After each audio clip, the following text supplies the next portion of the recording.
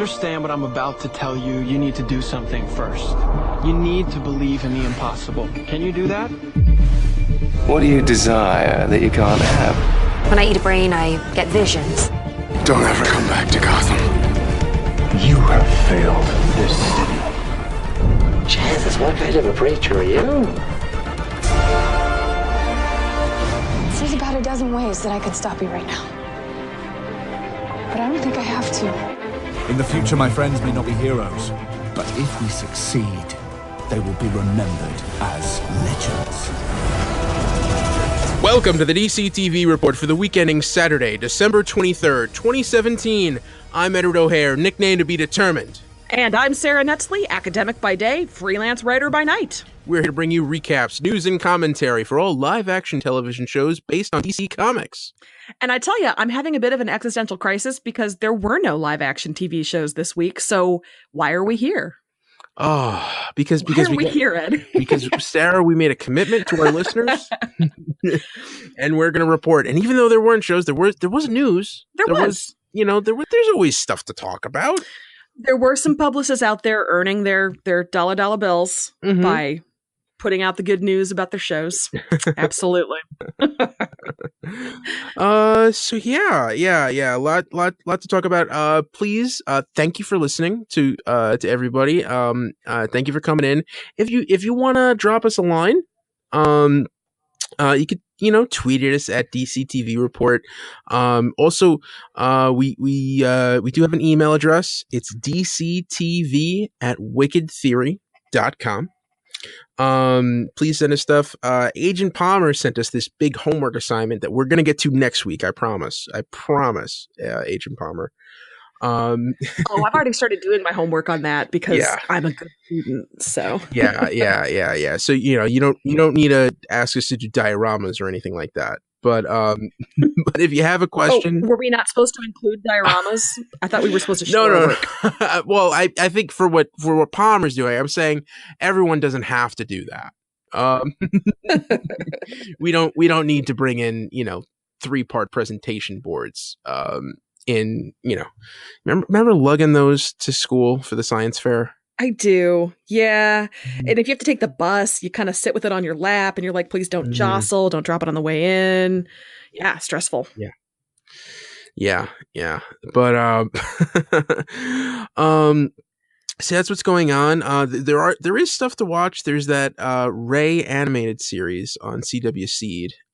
Which I haven't gotten to yet. Have you checked that out yet? I haven't. I need to.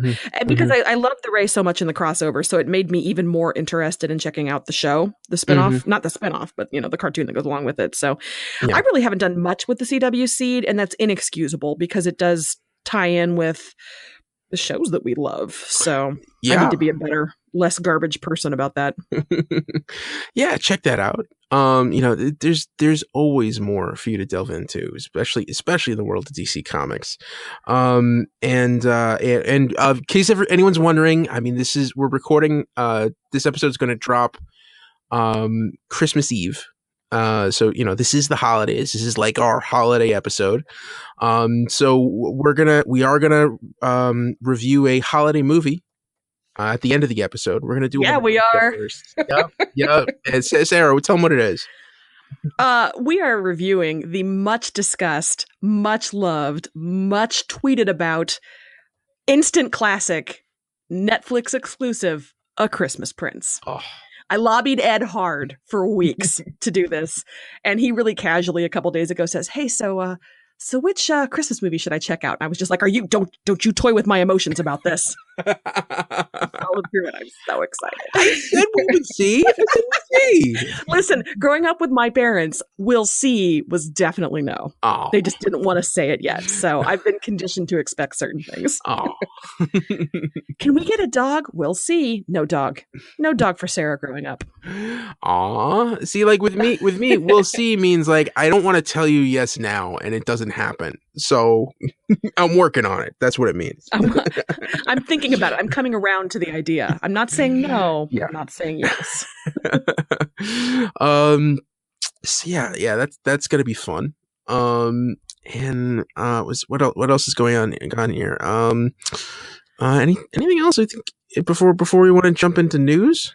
I mean, do you have your reindeer sweater on? Do you have your eggnog poured in a cup with rum? Are you all set for this holiday installment?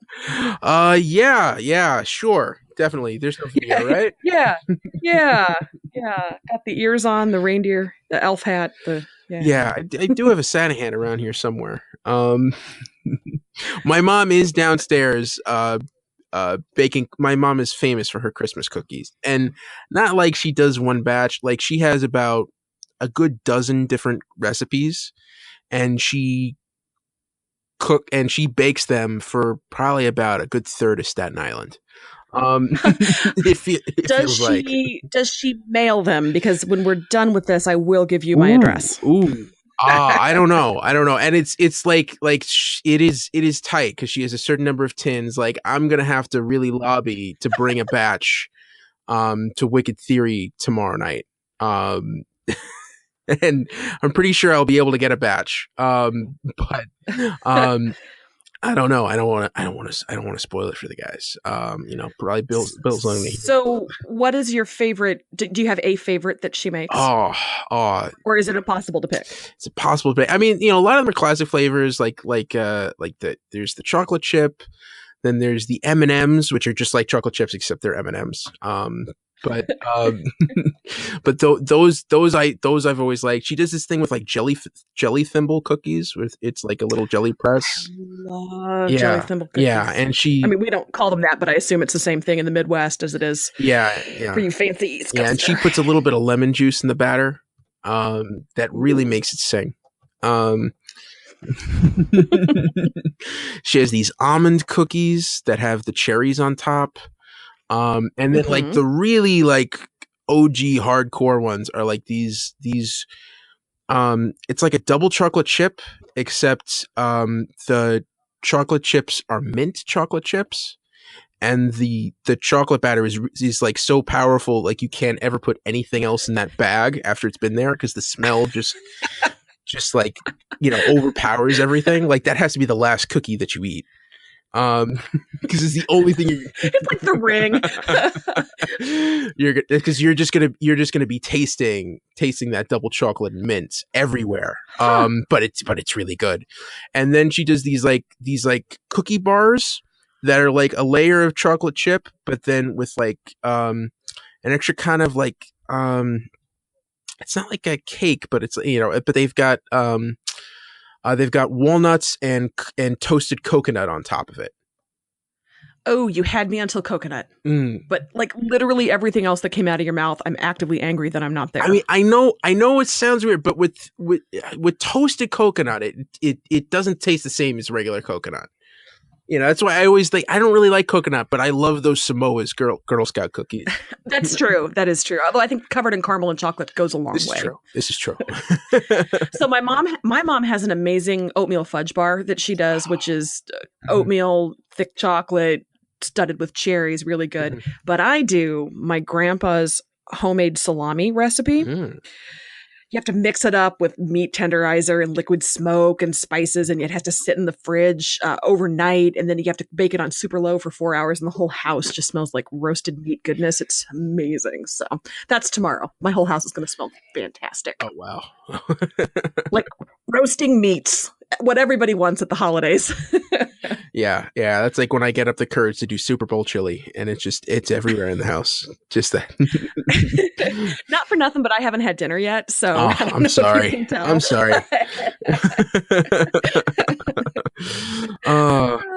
Yeah. So we don't have episodes. Oh, and I know it's another show, but it's on my mind, so I feel like I need to address something, and also,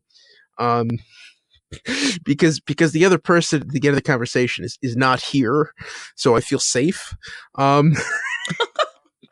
But those of you who listen to the Wicked Theory podcast, which I am also a panelist on that show. I'm not a co-host. I'm a permanent guest. I don't know what you call me.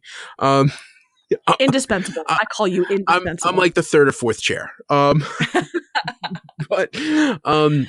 we had our Star Wars The Last Jedi spoiler special released yesterday. We recorded it 2 days ago, and yeah, Uncle Jay and I had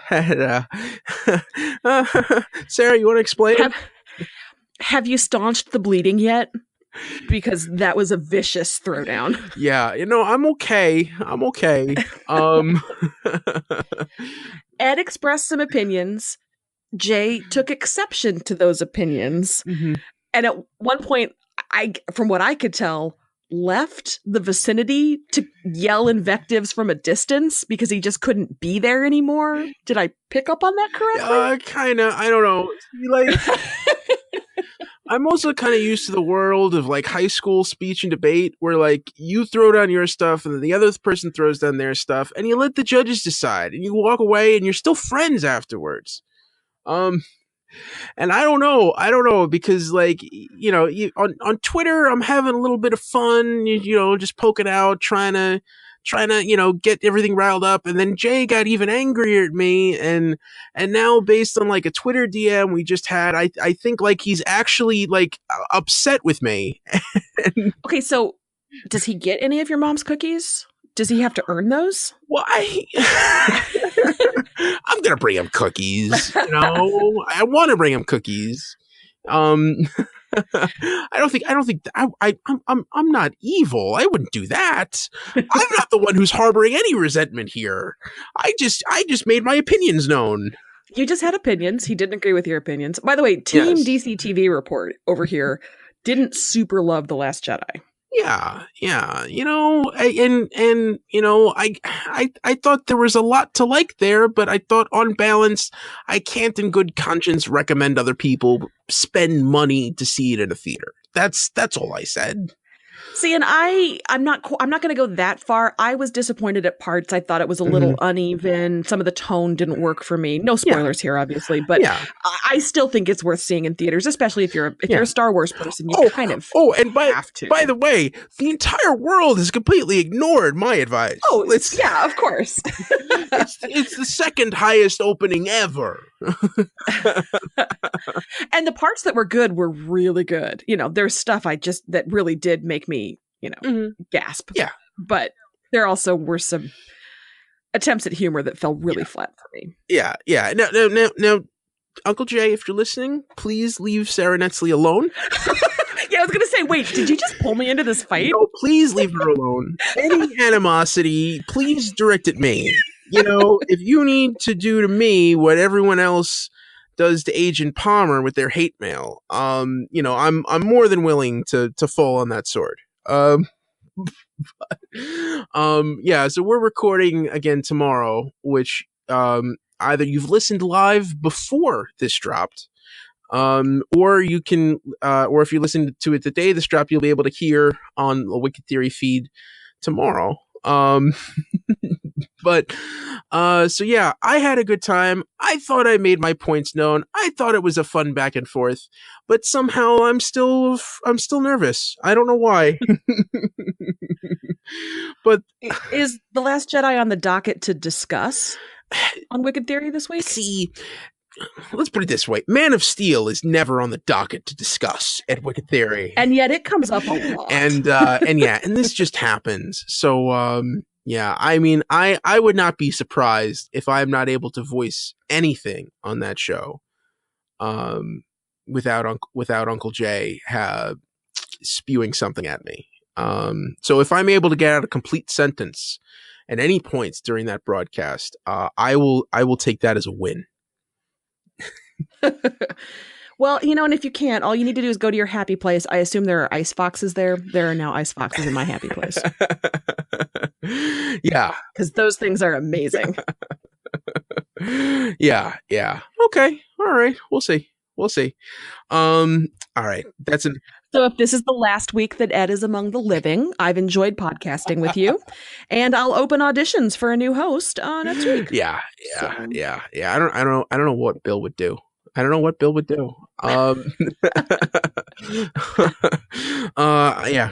Fellas. Yeah. I mean, well, Dom Torrey is supposed to be on the show next week, and I'm hoping he can be the voice of reason. He can be the football coach that breaks us up. Walk it off. Cool down. Hit the showers. Listen. But all right. Let's talk about some DC Comics TV shows. Hey, let's do that. Let's do that. So let's jump right into it. What news we got this week? So we have a really strange collection of news this week. Honestly, it's a little bit less casting type news that we usually do, and a little bit more. It's a couple days before Christmas. Everybody's out of town, so here's some stuff. First, Lucifer. We have a report from the Catholic Courier that tells us that Catholic News Service put out an e-poll market research survey on the most popular TV shows among people of faith. And Lucifer is number 4 on the list of shows that people make a special effort to watch if they describe themselves as people of faith. Way to go, Lucy. I know. I'm fascinated by that because it really plays sort of fast and loose with dogma and who we think of as God and what we think of as angels, but it still traffics in that kind of religious mythology and language and terminology. But I thought that was really interesting. This Is Us is the number 1 show. Mm-hmm. Fox's Star is on there as well. Lethal Weapon, Empire, The Amazing Race, Big Brother. But yeah, Lucifer joins the ranks there. Yeah. Also this year, you have Bones, you have Blue Bloods, you have Grimm, The Goldbergs, Reign, and Elementary. Okay. So those are your most popular network shows among people of faith. Yeah. This kind of blew my mind. I shouldn't say blew my mind, but over on cable, Game of Thrones leads the cable list along with The Walking Dead, Sense8, Better Call Saul, Power, Pretty Little Liars, Top Chef, and Nashville, and The Crown on Netflix. Wow. Yeah. Well, I mean, for like Game of Thrones and Walking Dead and stuff like that. Speaking as a Roman Catholic, there for some reason growing up, there is always this weird emphasis on the end of the world and Revelations. So post-apocalyptic things, I can see people being interested into how those things play out and how humanity can get through those situations. But as far as Lucifer, I think one of the cool things about this show is it does delve into a lot of those things, but it does still have respect for religion. And we talked about that a lot with Ella's character. Yeah, that's a good point. It doesn't make religion a joke, and it also acknowledges the existence of God, angels, that kind of heavenly realm. So yeah, I guess it really does. It shouldn't surprise me the way that it did. You never know. Are people going to feel like it's blasphemous? I mean, you'll notice Preacher's not on that list, for example. Yeah. So, yeah. Well, I mean, I think after Humperdoo, and that ship sailed. Whoa. Yeah, no. We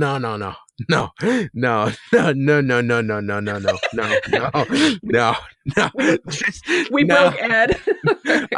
No. Yeah, people of faith. What? No. Those Catholic synapses are firing. Sorry. Yeah, no. But hey, if this is giving Lucifer viewership, awesome. Yeah. There you go. All right. And that is all the news we have for Lucifer. Moving on to Supergirl, we have a little bit of gossip. So welcome to TMZ DC TV Report edition. Melissa Benoist, a.k.a. Supergirl, has finalized her divorce from Blake Jenner. R.I.P. Love. Sad. They met on Glee. We saw that happen. If you watched Glee. I watched Glee. I'm guessing Ed did not watch Glee. I saw the pilot. Well, that was something. It was probably the best episode. So you tapped out at the right time. But Blake Jenner, of course, guest starred on Supergirl as Cat Grant's son, with whom Kara had a brief fling. So he is technically also a member of the DC TV universe, but probably not coming back anytime soon. Not so much. Awkward. Moving on to Tuesday night's offerings on the CW, The Flash. Here's some casting news. Jessica Parker Kennedy played that mysterious server from the West Allen wedding in the crossover.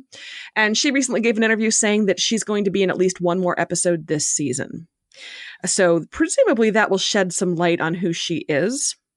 And if she's anybody other than their future daughter, I'm impressed. because I think that's what the entire world is expecting. Mm-hmm. Yeah. It's, I mean, you know, or someone, I mean, that conversation leads me to believe she's someone from the future. Mm-hmm. You know, also, I don't know, the way she was talking, it feels like she didn't know Barry, like she never met him. Like, you know, like it's almost like meeting your heroes, you know, like going back and meeting Jack Kirby when he was drawing Sure. the Fourth World, you know, it's just kind of like, oh my God, it's that guy. But it makes you wonder, is Barry dead in the future? Oh, I mean, that's if he is her child, if she is his child, sorry.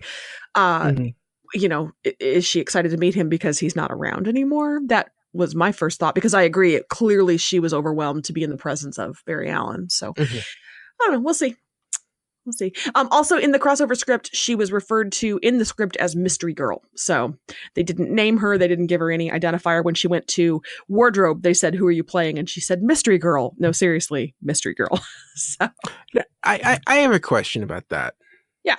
Do you think when they come up with these characters and they cast her as Mystery Girl and they write her into this scene, do they know what she's going to do? Or are they just saying, we need someone to fill this role and we'll figure it out later? Oh, you know, some shows, I think they're on record as saying they knew from the beginning, and other shows, it's sort of shruggy emoji. We're going to make it up as we go along. I feel like Lost was one that said, let's throw in a polar bear. That's cool. And didn't really know what they were going to do with that polar bear. Yeah. So I think it depends on the show. I love the CD or the CW DC shows, but I don't know how well plotted out some of those things are. You know? Yeah. I'd be interested to know that. I mean, you know, we all trust Greg Berlanti, but obviously in Berlanti we trust. Yes. But the day-to-day stuff, yeah, I assume with something like that character, you have a pretty good idea of who she is. Otherwise, how do you write that, and how do you cast and direct that performance? So for that, I would assume so. But others, who knows? Cool. Yeah. One more bit of Flash news. This isn't technically TV, but if you like The Flash, this might be of interest to you. The Flash is getting a DVD Lego superhero movie direct to video being released on March 13th. It's called Lego DC Superheroes: The Flash. And it features Reverse Flash showing up to time travel and make Flash's life miserable. And it will feature characters including, are you ready for this list? Batman, Superman, Wonder Woman, Cyborg, Firestorm, the Atom, Zatanna, Dr. Fate, the Atom, Green Lantern, Ace the Bat Hound, Crypto the Superdog, Storm, Aquaman's trusted seahorse, among others. So this looks like a lot of fun. I think you said the Atom twice. I'm super excited about the Atom, so just deal with it. These are fun. I mean, these direct to DVD stuff. I mean, you don't realize like the output that they have. I mean, there's already like the regular high, and I mean, DC Animated already puts out, it feels like every 2 months, like another straight to DVD movie. But then there's also this other level of like the Lego movies that come out like once or twice a year. And you know, it's fun. You know, they've done all the DC universe. You know, they're usually Justice League based or Batman based. It always goes back and forth. It's either Justice League or Batman, and it's nice to see that them taking a chance on a solo Flash story, even though they'll be incorporating everyone else in there anyway. Presumably, it's because the Flash was probably one of the two breakout characters of Justice League. Well, it would have been in production sooner than Justice League, but presumably they knew that the Flash was going to catch on when Justice League came out, maybe? Yeah. Possible. Well, I mean, you know, I think it's also, Flash is a popular TV show on the air, so why not? You know, and yeah, and this is like wholesome, good fun. If you like Batman Brave and the Bold, or if you like the Lego Batman movie, you know, this is that kind of vibe. Honestly, until Wonder Woman, the Lego Batman movie was my favorite DC movie. Wow. Of the current, you know. I mean, it may be the most authentic Batman that you'll find out there. Which is a weird thing to say and think about. but but yeah. Cool. Moving on. That's the Flash. Moving on, we have some Mark Guggenheim news. He was at Ace Comic Con recently, and he told the crowd a couple of tidbits here and there. One is that Arrow and DC's Legends of Tomorrow, that he is the executive producer on both of those, they have not officially been renewed for additional seasons yet, but he is confident that they'll both get another season. So I don't think any of the CD shows, or the CW, why am I doing that tonight? So any of the CW shows have been renewed yet, but sounds like he feels comfortable in saying, yeah, we're going to see more adventures of Arrow and the Legends. Yeah, CW likes to renew their whole slate at once. Yeah. So, and that's usually like around the holidays. So, like late December, early January. So I wouldn't be surprised if we hear that announcement soon. Yeah, it makes you wonder if he's been in conversations, where do you see for season 6 for Arrow? What do you see for season, for this or that? So, and he's only the EP on those two. So just because he's not commenting on Flash or Supergirl or anything like that, it's just because he's not the EP on those. But yeah, so hopefully we'll see additional seasons there.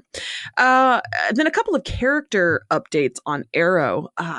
Guggenheim also told the crowd that as of right now, legally, the show is not allowed to use Deathstroke. And that access to that character has been off and on depending on what DC has used him for. And with spoiler alert for the Justice League, so jump ahead 30 seconds if you haven't seen it, with Deathstroke appearing in the post-credits scene, indicates that, that movie is coming. So with him on the big screen, they don't want him on the small screen. So unfortunately, Manu Bennett's going to have to sit out, for the foreseeable future. It's a shame. I know. Especially when he had that incredible episode. Mm-hmm. Earlier this season, and we did I was saying before we recorded, they did set up a great storyline that could come, and that storyline could be put through just without Deathstroke. It would just be with Joseph Kane Wilson. But I think you miss a lot of that emotional heft if you don't have his dad there. If you're missing, I'd be really disappointed if they brought Kane back, but they didn't bring Slade back. Yeah. And, we just had about 24 villains all in a room laughing together, watching Arrow HQ. So I think Oliver's got his hands full for a while. He's going to be busy for a little bit. That's fine. And it is kind of similar to how Arrow had Task Force X for a while, and then when Suicide Squad became a thing, they had to stop with the Task Force X characters. So we've seen this before on Arrow. Mm-hmm. Alas. And yet there are 2 Barry Allens. So it kind of depends on what kind of relationship, agreement you have with DC. And go ahead. I know, I was going to say with the Task Force X thing, most of the characters in that, I think the only character that was in the movie was Deadshot.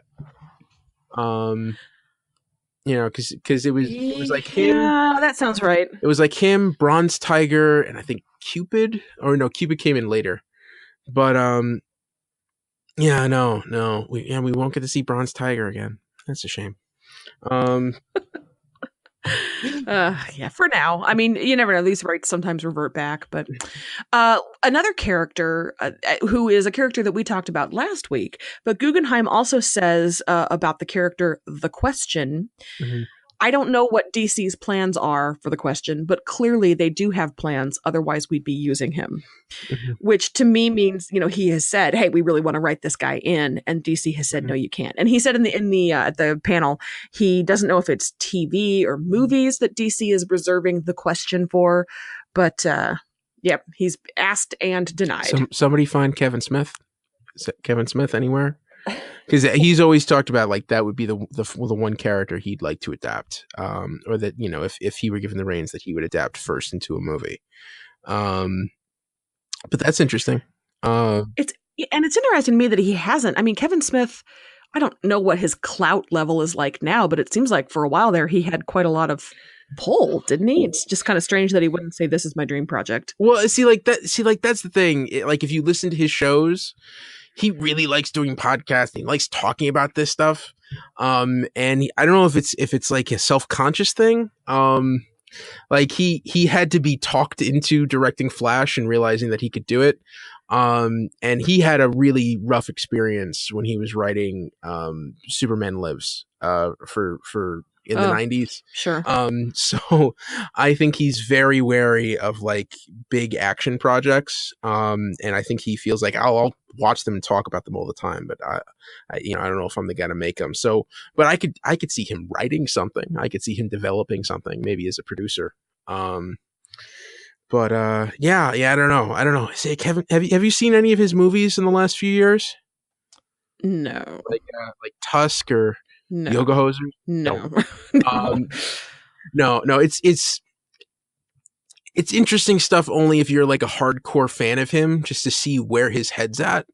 But I can't exactly say they're the most enjoyable entertainment, as sad as that is to say. But yeah, I'm only an ambivalent Kevin Smith follower, so if his stuff isn't getting great reviews, I'm definitely not going to go out of my way to check it out. So yeah, but listen to Fat Man on Batman as much as you can. Him and Mark Bernardin. Anyway, anything else on from Arrow? That is it for Arrow, and that was really it for Legends of Tomorrow also. And now we move on to a couple of things that are not airing yet. First being Krypton. Sci-Fi has announced its premiere month, which is March of 2018. Okay. Not a date yet, but it will be in March. And it's released a new synopsis, which covers some ground that we've already heard, but it gives a little bit more detail. It's pretty short, so I'll go through it quickly. But Krypton follows Seg-El, the legendary Man of Steel's grandfather, whose House of El was ostracized and shamed. With Krypton's leadership in disarray, Seg-El encounters earthly time traveler Adam Strange, who warns he's under the clock to save his beloved world from chaos. Fighting to redeem his family's honor and protect the ones he loves, Seg-El is also faced with a life and death conflict: save his home planet or let it be destroyed in order to restore the fate of his future grandson. I feel like we know how that ends, though. Yeah, but I'm sorry, that last bit was me. That wasn't me. No, but it takes 2 generations to get there. So they obviously expect this series to have legs. But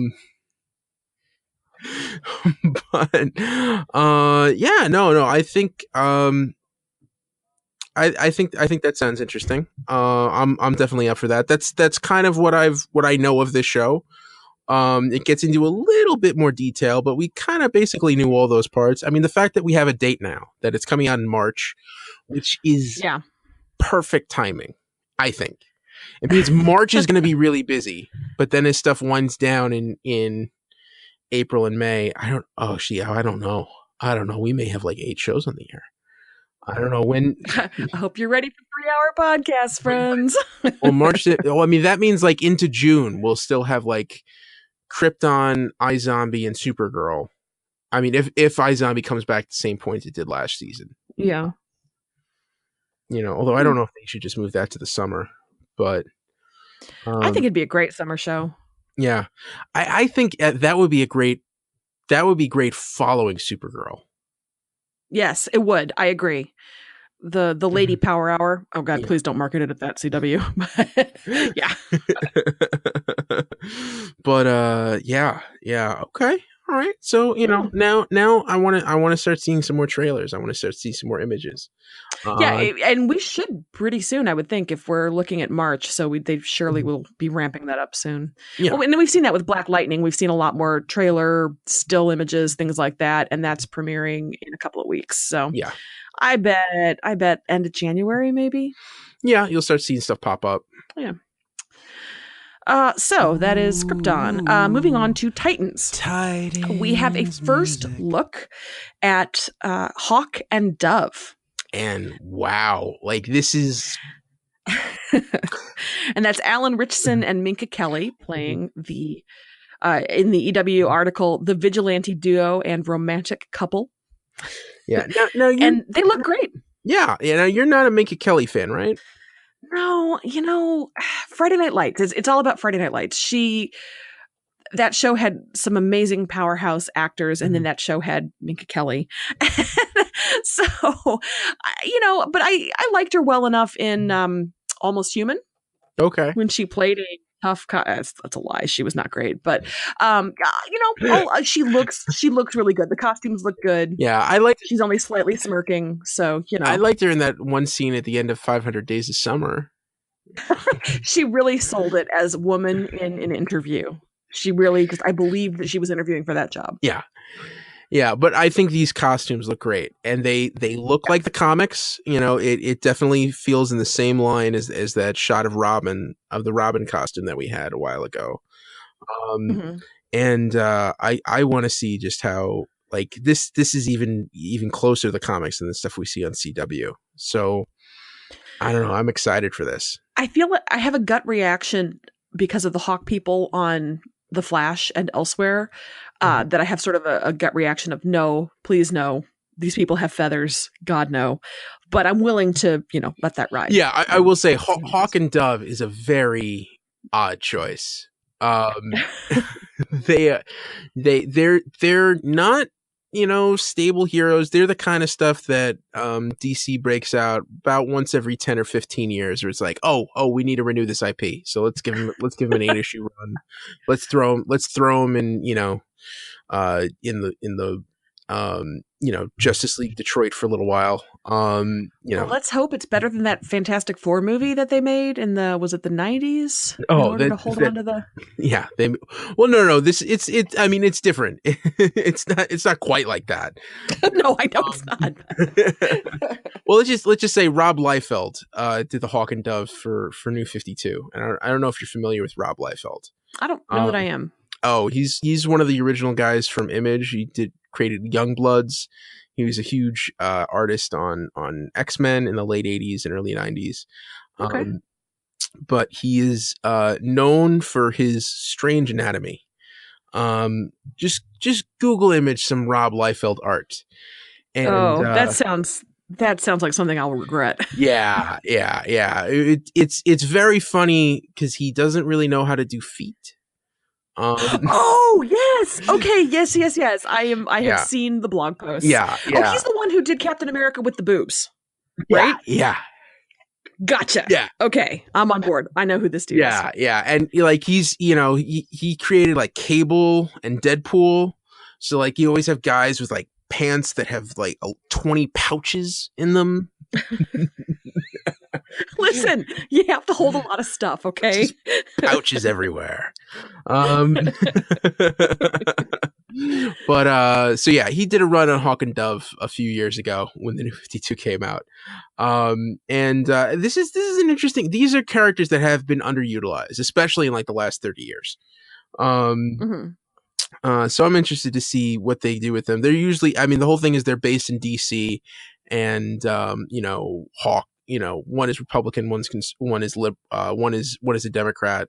So I don't know if they're going to go with that quick vibe, but it's just it's this kind of like one is quick to anger, the other is wants to try to resolve everything peacefully.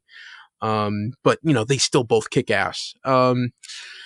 So I don't know how that dynamic is going to work on this show, but I am really interested to see it, and I think it's a bold choice.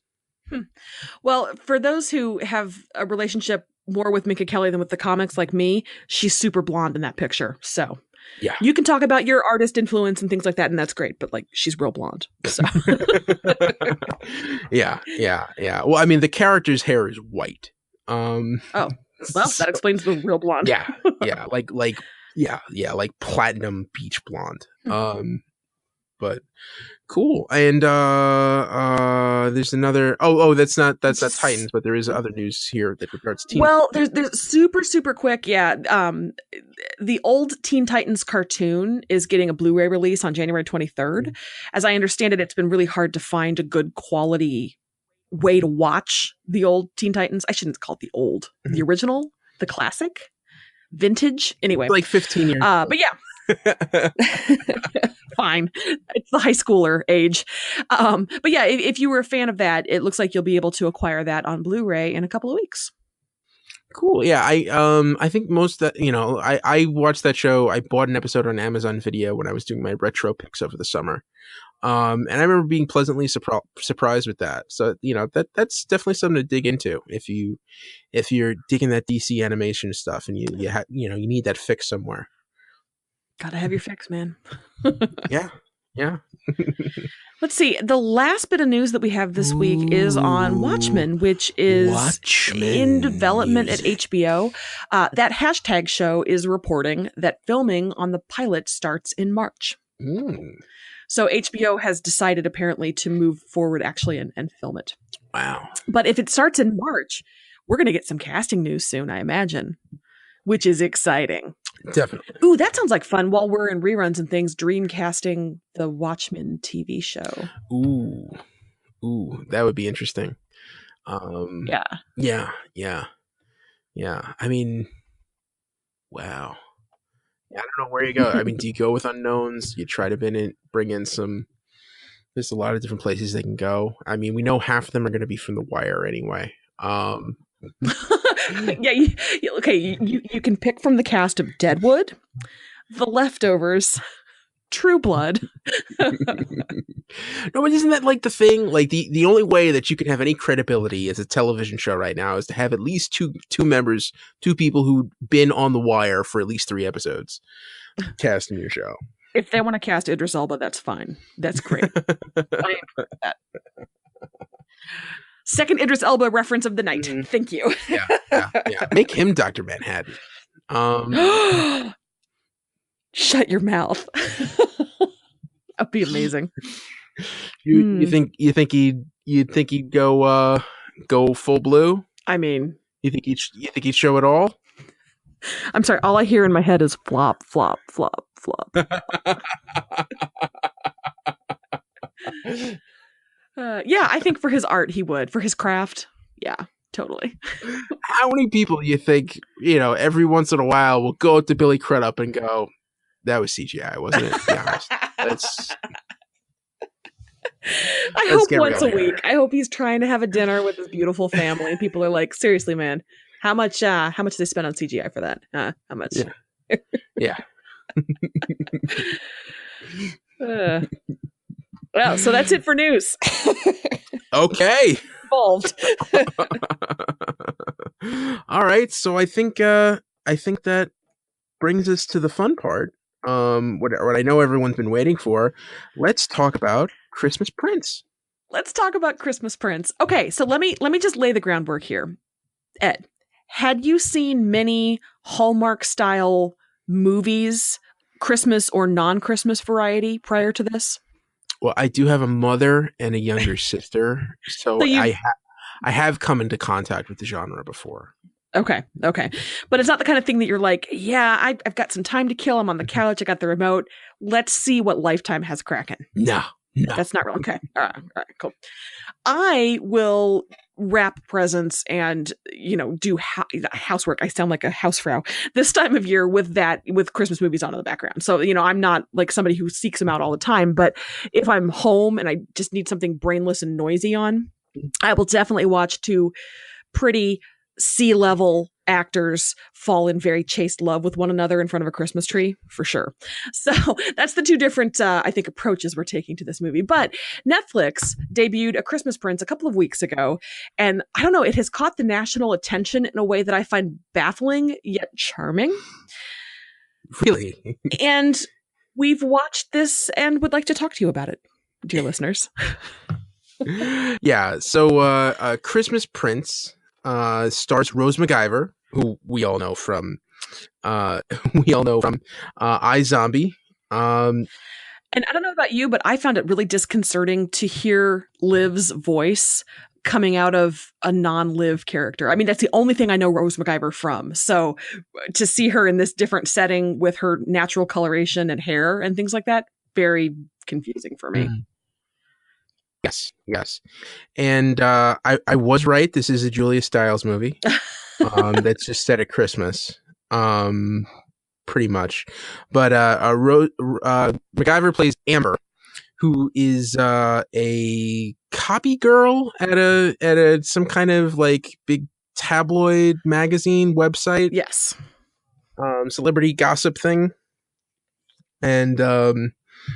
And you know what's funny? You can always tell what types of movies they have. When they have actors with really stilted dialogue. I know because I've written some of it. I'll be honest. And you could tell, like, she's a professional actor. She's top of her game, and then some of the people who she's in scenes with, especially in that office, are just kind of like, "Hey, I'm sounding really excited." And you can basically see them like, "Hi, Mom, I'm in a movie. Look at me. There's a guy with a camera. I'm reciting dialogue right now.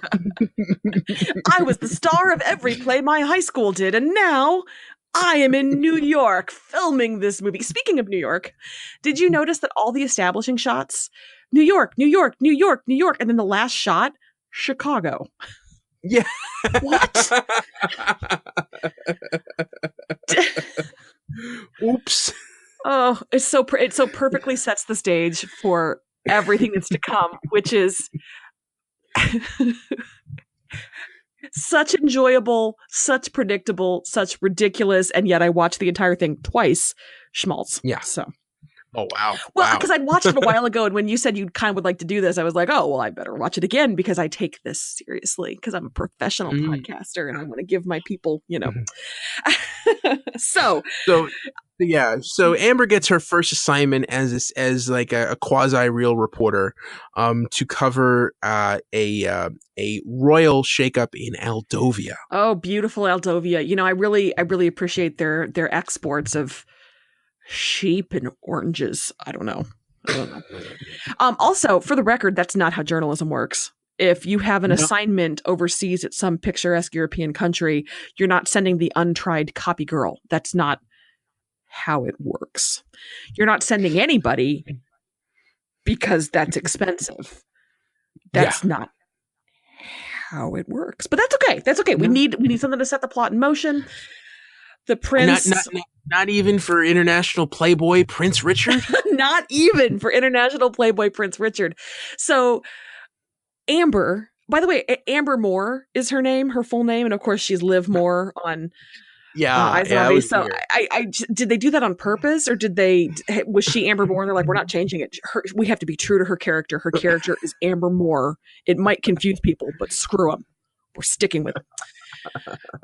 Amber arrives in Aldovia, grabs a cab from the airport, only to have it stolen by a very rude man with a very Unabomber-esque beard. Yes. Now, at this point, Ed, did your spidey senses tingle and tell you there might be more to this bearded ruffian than meets the eye?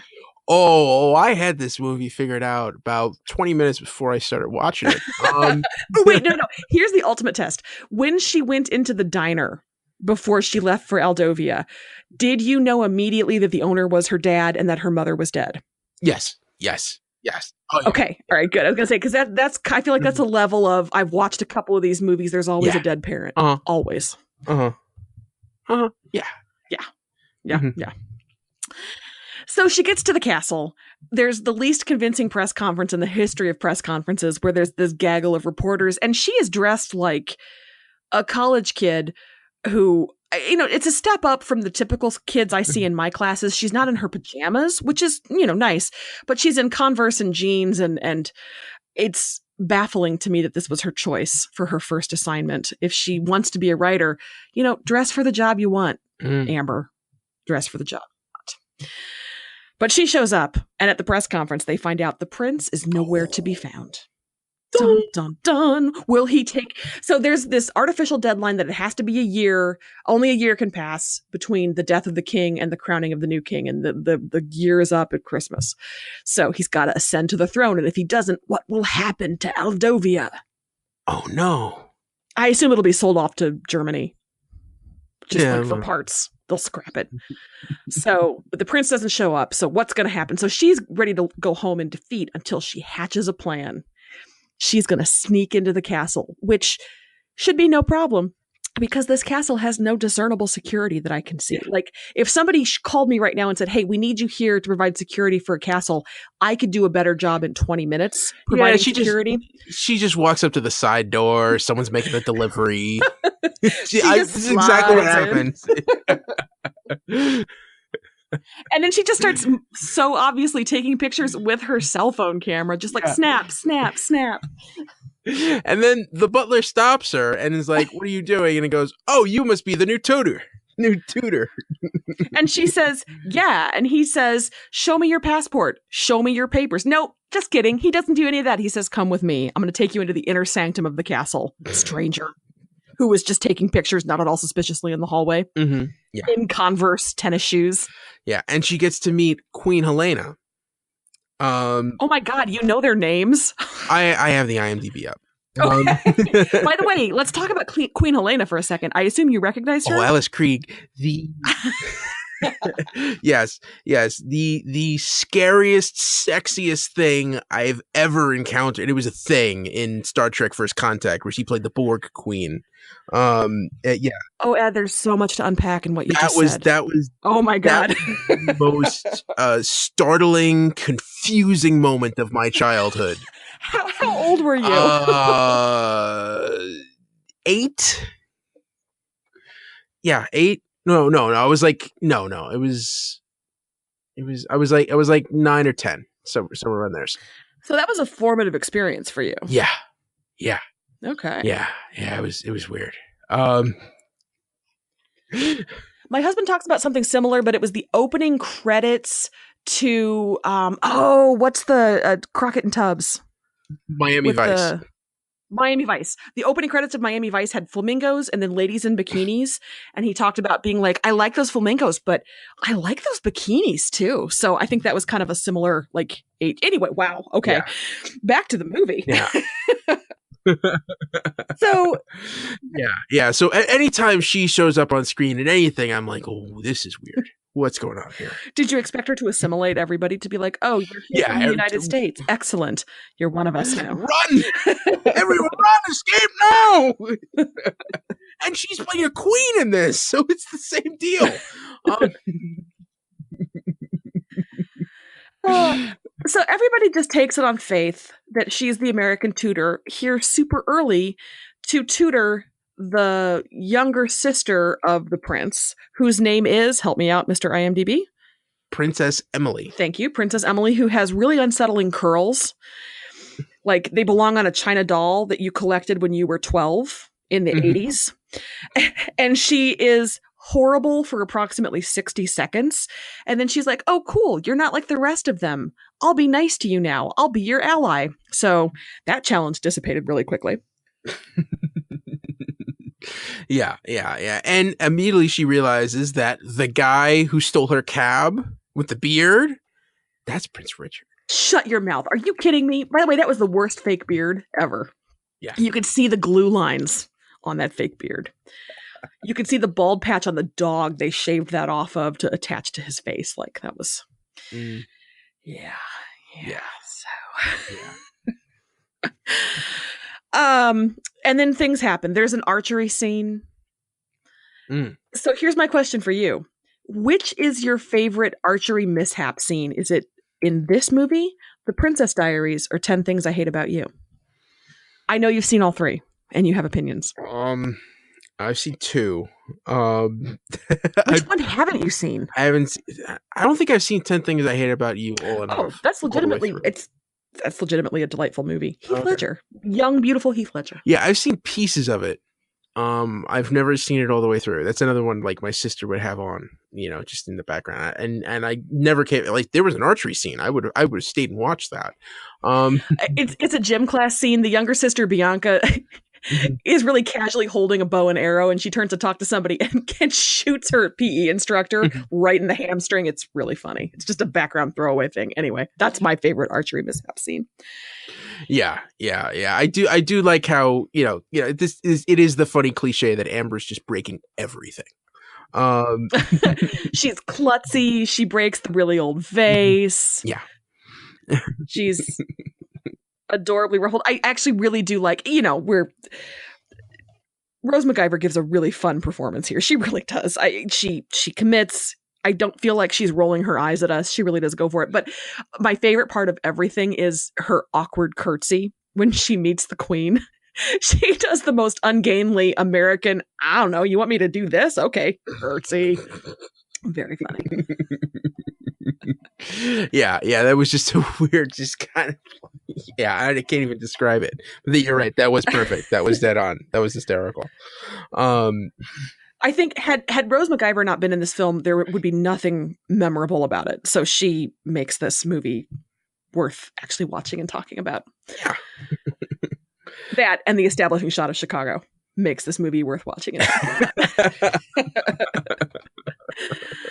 about. So anyway, so she is undercover. She has intimate access to the comings and goings in the castle to break the story about Prince Richard. Will he ascend to the throne?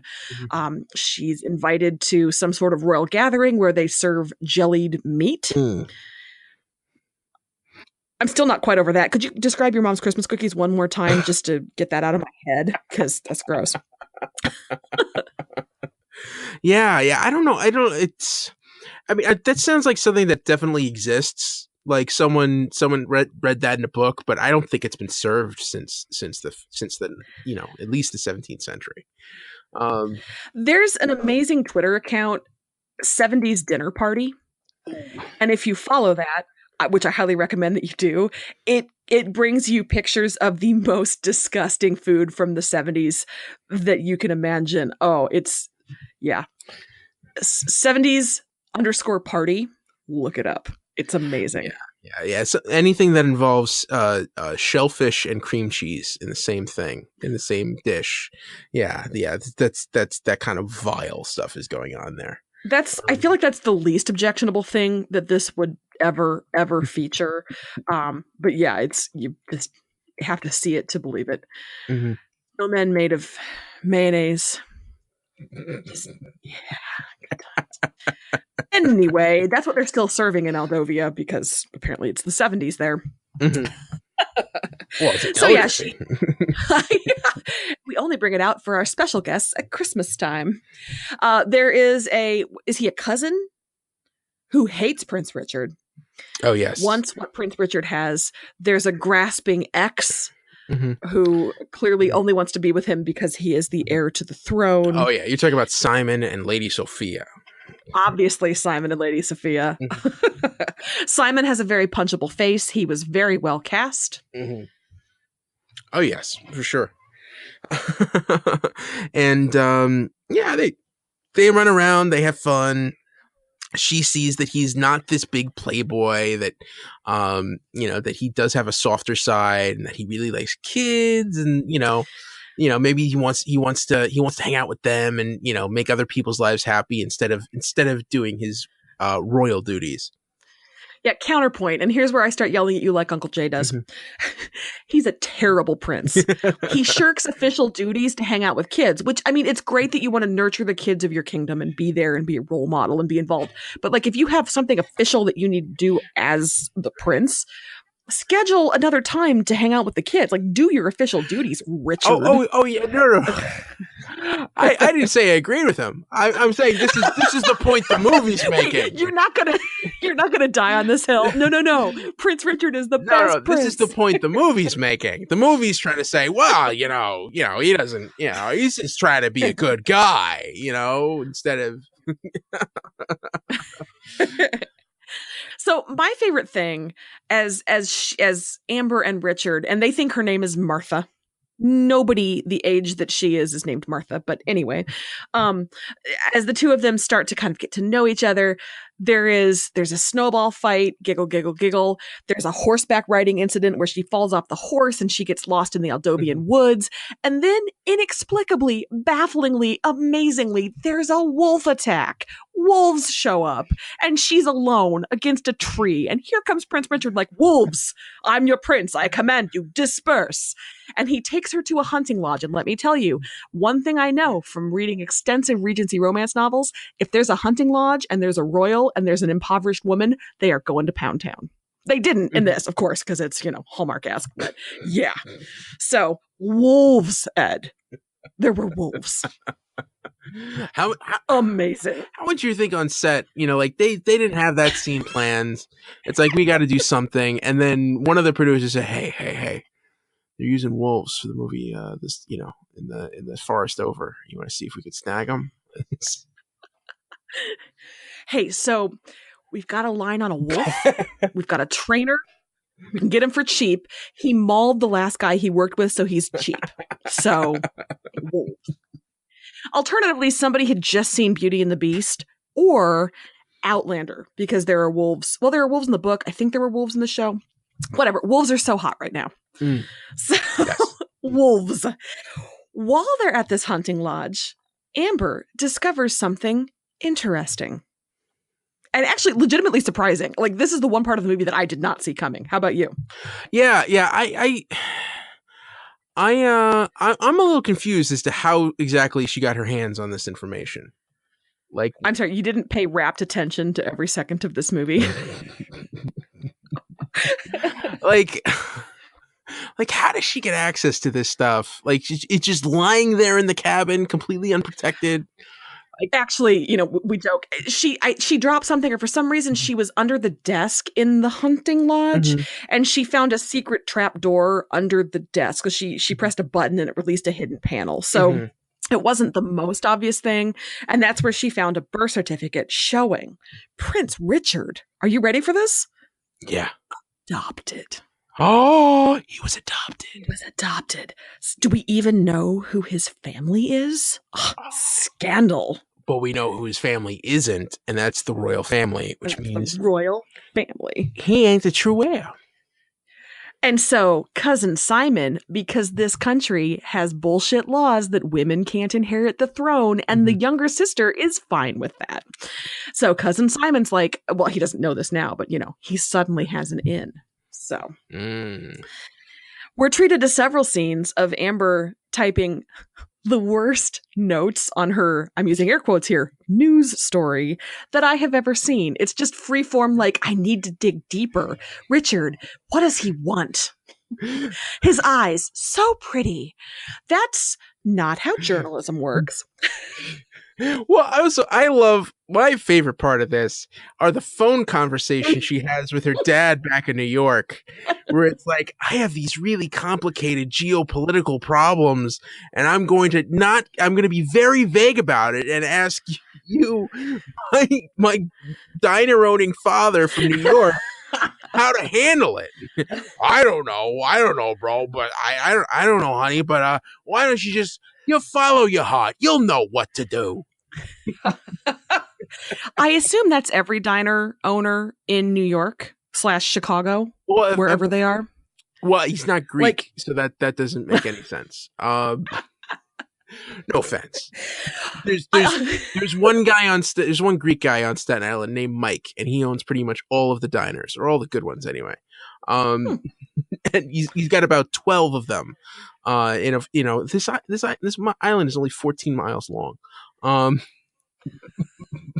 But there's Mike's Place. I think there's 2 Mike's Place, and then there's Mike's Oakwood Diner, and Mike's Colonnade, and Mike's Dove, and Mike's Unicorn, and these were all Mike's Olympic Grill.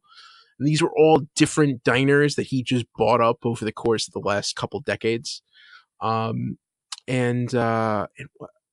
am I talking about this? Is it because I haven't had dinner yet? You're just punishing me at this point. Oh, the dad owns a diner. Or the dad owns a diner. Fine, whatever. Yeah, and I was saying, that's not the the New York diner owners I know. So speaking of Skype, she also Skypes in with her BFFs at her magazine and fills them in on everything. So, oh my God, the prince is actually a nice guy, and he's adopted, and he's this dude. Like, they're your friends, and I'm glad you trust them, but if you really are in a cutthroat magazine competitive whatever, what's keeping one of those friends from being like, I'm going to break this myself? That shows a level of trust with her friends, which I applaud, I guess, but she is really fast and loose with the information on Skype. So, all right. Yeah, and there's one point where she decides to go out and have a walk with Prince Richard. Well, of course. I mean, have you seen him without his beard? He is so generically semi-attractive. Well, remember, because Lady Sophia pulled a move on him, and she noticed it and thought, like, that is the kind of guy he is. And he decided, I got to take you for a walk and prove that that's not the kind of guy I am. But while they were on that walk, Sophia and Simon snuck into her room and found her poorly hidden document and got the skinny on everything. Yeah, basically it was sitting on her bed in the center, in the open, adopted. And much scheming commenced. Much mustache twirling, fingers twitching like Mr. Burns scheming. So Lady Sophia and Simon get hitched. Because Lady Sophia, she wants to be a queen. I feel you, Sophia. I get it. Like, respect, girl. So are we to the coronation day? Is that where we are? Yeah. Okay. So coronation day is Christmas. And inexplicably, the assembled elders are like 5 old dudes in a room. And the guy presiding says, anybody have any objections? Speak now or forever hold your peace, which I don't think is how monarchies work. No. I mean, I don't know for sure, but I feel like no. And sure enough, here comes Simon. He's the worst. And he's all, oh, you're adopted, Richard. Richard doesn't know because his parents are the worst people on earth and kept this from him. Who does that? Well, yeah, because they knew, he's looking for an out. So if he knows, oh, I'm not supposed to be the king, I'm jumping ship. I'm getting out of here. I'll take the money, but I'll take the money. I mean, I'd like the housekeepers. I'd like to keep my staff, but like, I don't want any of this. I just want to hang out with kids, which actually, when I say that out loud, it's kind of sketchy. Thank God you said that. Sorry. No, Richard, I didn't mean that. No, you're taking the hit because if I said that, it would be very different. So Richard is horrified. Of course, all the assembled half dozen men in the audience are like, peas and carrots, peas and carrots. What does this mean? And so they have to reconvene to discuss the monarchical crisis brewing in Aldovia. Meanwhile, Amber has been outed as a journalist. Ooh. And Richard, how can he ever trust her? Never again. Never again. The end. End of movie. Simon becomes the king. Amber goes back, works at her dad's diner until she dies. The end. Except. In the greatest twist in the history of movies. Yeah. Some big tree ornament.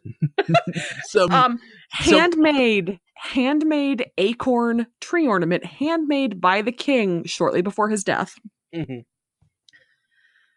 Oh, you keep going. I just needed to point out that it was an acorn. Yeah, that evidently, when you drop it on the ground, it falls apart, and there's a top piece that no one ever thought to pull off. And it wasn't even... Which is ridiculous because I don't know about you, but I keep all of my important documents in handmade ornaments. Yeah. I keep my power of attorney in a pine cone that I made out of pipe cleaner. So, that's just where you store your documents. Clearly.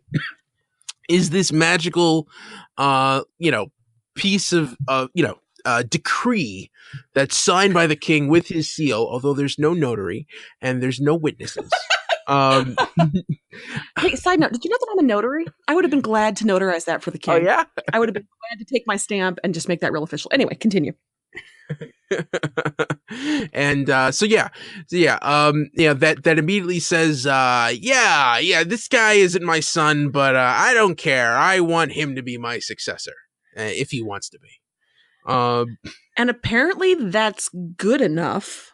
Yeah, that works. I think it's the kind of the prime minister's like, this guy's a schmuck. I'll take any out I can get. All right, we're good. Yeah, no, yeah. This is his handwriting. Oh yeah, this is right here. Yeah, we burned that thing when after he died. So there's no way that this could have been made after sir, he kicked the bucket. He misspelled his son's name in that. No. That's the king. He just always had trouble spelling Richard, so that's definitely the king. For the record, I think it's monstrous that the king was willing to change the law to allow his adopted son to be the next king. That's fine. But didn't also, while he was doing it, say, and in addition, if my daughter, my female offspring would like to ascend, I would like women to have that opportunity too. Like, while you're changing the law of your country, sir, if that is your name, why not open it up to both genders, sir? Whoa, hang on. I mean, a dame? What? When was this guy born? What's You know, this guy's probably in his 80s. Yeah, he's an old timer. You know, it's one step. I mean, this is my son. You know, I treat him like my son. But women, what you want me to let a woman run a whole country? I don't know, bro. I mean, women, they're not real people like you and me, obviously. Whoa. I was about to make a horrible joke about her disability, and I realized that would have been way too far. Yeah, no, I'm even saying that in character would have been too much. Thank you for knowing when to put a halt. I do love how Richard's dad is the same as Amber's dad. In terms of character voice. Yeah. I mean, Aldovians are not so different from you and me. Yeah. So, yeah, I mean, do you think that would have been an interesting twist if he changed the law and instead of saying that Richard can be my successor, I want females to include in the bloodline. So now Emily's going to be my successor. And well, it's in some ways it would have been, I think, almost a happier ending because Richard didn't want to be the king. I don't know that Emily does want to be the queen, but I mean, it would have let him say, I don't want this. I'd like to continue to do good works without the pressure of the crown. So let my sister, who is more suited for it. I mean, again, I don't know that she is, but just the fact that early on, they're like, oh yeah, women can't take the throne. What are you going to do? Shruggy. Yeah. Like, really? Well, I mean, Richard could be the suitor until she's old enough. Yeah. It'll be like that, that worked out for Denethor. Maybe in A Christmas Prince 2, Electric Boogaloo, that will happen, and Richard will be like, I want women. I'm going to abdicate because Amber's not happy in Andovia. Oh, I got ahead of myself. I mean, right now, she was leaving in disgrace, but then she finds out that the acorn holds all the secrets, as they do. And then she leaves. Oh, my favorite part, though, is when she tries to come back to be like, you have to look in the acorn. There's a poem that the king left that indicates it, because that makes sense. The housekeeper, the mean housekeeper, calls her a traitor, which she's American. I'm not sure you can be a traitor to Andovia if you're American. I think, you're just a patriot, an American patriot, if you mess with Andovia. Hello. No, I think you're just a bad person. Let me tell you, there are rules about when it's okay to masquerade and go undercover as a journalist. This is not one of those times. Not like rules where you're going to lose your journalism license. That's not a thing. But generally accepted practices are only when there's no other way to get the information, only when you've exhausted every other means of this is not, ethically speaking, a situation where I'd be like, yeah, undercover works. So anyway, sorry, journalism. Moving on. So yeah. Then it all works out. Everything's fine. And then Amber goes back home and gets back and says, I have this story and it's really good. And then like her editor says, wow, yeah, this is a really well-written story. We're not publishing this. What are you talking about? And Amber and the audience says, what now? Are you serious? Yeah, we're like a trashy gossip place. This isn't, we can't print this. This is all schmaltzy. And isn't this like the same? Do you ever see Trainwreck? Isn't this like the same whole thing? Yes, it is. It is. I don't want to look at this man's face. He looks like a bird. I'm not putting him in my magazine. Yeah, same. So just like Amy Schumer before her in Trainwreck, Amber quits her job and says, you know what? I will publish this myself. On my blog. It's reporter Susan from Arrow season 5 all over again. Yeah. You wouldn't think to take it to like another magazine, like see, like maybe People would want this. I don't know. I'm just saying. People would want the schmaltzy feel good Prince story. People would eat that up with a spoon. Yeah. But no, she and at the end of the movie, she had gotten 20,000 hits and everybody was very excited. And I had some questions about her marketing, SEO, and her distribution that were not addressed fully in this film. But that's okay. Oh, and then, so she's working at the diner. It's like, is it Christmas Eve or New Year's Eve? It's New Year's Eve. Yeah. And she's thinking, so that was an adventure. And I'm probably gonna be bussing tables for the rest of my life. Even though I But wait. but wait.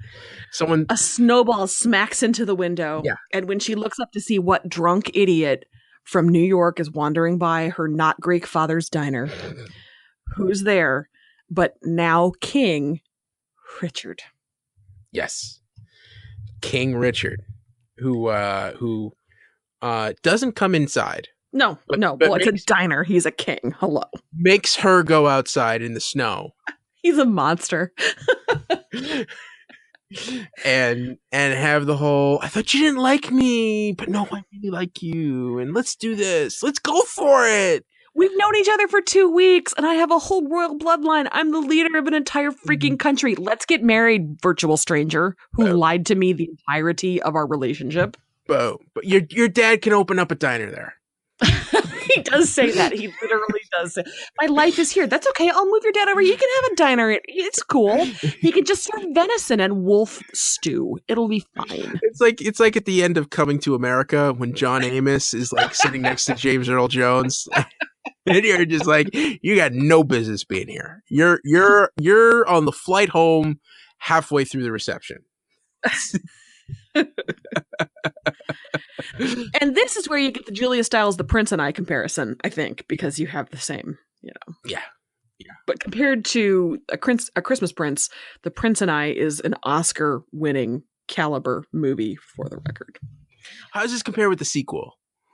I saw the sequel once. They recast the Julia Stiles role, but they kept the Prince the same, which I was like, oh, Prince, actor who played you, you should have had, I hope you got a pay bump. I'm the Prince. You need me. Well, we're replacing the I part of that, so not great. There was no pay bump. No. And so they kiss and it's the snow. And here's my thing. He's technically not a Christmas prince. He's technically a New Year's Eve king. So bad naming. Yeah. So well, he was a prince on Christmas. I don't know. Fine, I don't know. Whatever. Apparently, I think princes are hotter than kings. You have a lot of prince type Christmas titles in this oeuvre, but you don't have a lot of kings. I don't know why that is. Wow. Yeah, king spoken for. That's usually. Funny. Hey, okay, so speaking of princes and kings, the one thing I really liked about this movie, other than, of course, Rose McIver's performance, which, she brought a lot to it, was the setting. I thought was the sets and the where they staged everything. I was really impressed with how like a European city it looked. And so I went on IMDb and I realized it looked like a European city because it was a European city. It was filmed in the Palace Castle, a neo-Renaissance structure in the Carpathian Mountains near Sinaia, Romania. Ooh, I was gonna say, so a lot of movies. I mean, it looked really good. lot of movies shoot in Romania. Like that is like one of those places where you get incredible tax breaks. Funny you mention it. One of the movies shot at this very castle in this very town is A Princess for Christmas, which came out in 2011 and starred Katie McGrath, who is now Lena Luthor on Supergirl. Oh. So 2 DC TV leading ladies filmed Christmas romance movies at the same castle. Wow. That's just... I thought that was kind of cool. Yeah. And A Princess for Christmas, the 2011 movie with Katie McGrath, also starred Sam Heughan, who plays Jamie Fraser in Outlander. So that's the reason I watched that movie in 2011. Well, I watched it a couple years ago was because I knew he was going to play Jamie Fraser, the redheaded dreamboat of everybody's fantasies if you've read Outlander. So A Princess for Christmas, look it up. Same castle. All right. We've spent almost 40 minutes talking about this movie. I could spend 40 more. That's a lie. I couldn't. And we shouldn't. That would be. It's just fun. It's just...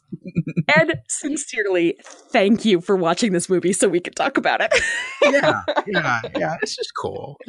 Oh, I have to mention, of course, there's a makeover scene. Disappointing. A makeover scene should be a little more thorough and a little more like trying things on and rejecting them. But you do have the makeover where she gets the dress and the hair, and that you have to have a makeover. Hello, she's going to be a princess / queen. So. Yeah. Okay, that's all.